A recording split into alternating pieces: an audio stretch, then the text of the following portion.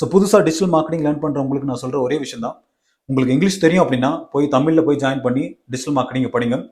உங்களுக்கு இங்கிலீஷ் தெரியாது அப்படின்னா தயவு செஞ்சு போய் இங்கிலீஷ் ட்ரைனிங் இன்ஸ்டியூட்ல போய் சேர்ந்து இங்கிலீஷில் படிங்க. அப்போதான் உங்களால் கொஞ்சமாச்சும் இன்டர்வியூக்கு ஆன்சர் பண்ண முடியும். கிளைண்ட் கிட்ட பேசும்போது சாலிடான ஒரு இங்கிலீஷில் உங்களால் ஆன்சர் கொடுக்க முடியும். ஸோ நீங்கள் என்ன சொல்ல வரீங்க அப்படின்றத ஃபர்ஸ்ட் நீங்கள் உங்களுடைய டிஎலுக்கு கன்வே பண்ணணும். நீங்கள் சொல்கிற வந்த விஷயம் டிஎல்கே புரியல அப்படின்னா எப்படி டிஎல் போயிட்டு அவங்களுடைய ப்ராஜெக்ட் மேனேஜருக்கு எக்ஸ்பிளைன் பண்ணுவாங்க. ஸோ நீங்கள் ஒர்க் பண்ணுற விஷயத்த கிளியராக மற்றவங்களுக்கு புரியுற மாதிரி சொல்கிறதுக்கான கம்யூனிகேஷன் ஸ்கில் உங்களுக்கு கண்டிப்பாக இருக்கணும். ஸோ அதனால கண்டிப்பாக இங்கிலீஷில் போயிட்டு கோர்சஸை படிங்க.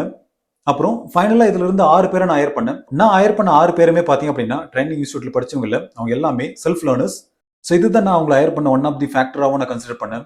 ஏன் அப்படின்னா ஆன்லைனில் ஃப்ரீயாக அவைலபிள் இருக்கிற அப் டு டேட் கண்டென்ட்டை படிச்சு அவங்களுடைய நாலேஜை கெயின் பண்ணியிருக்காங்க.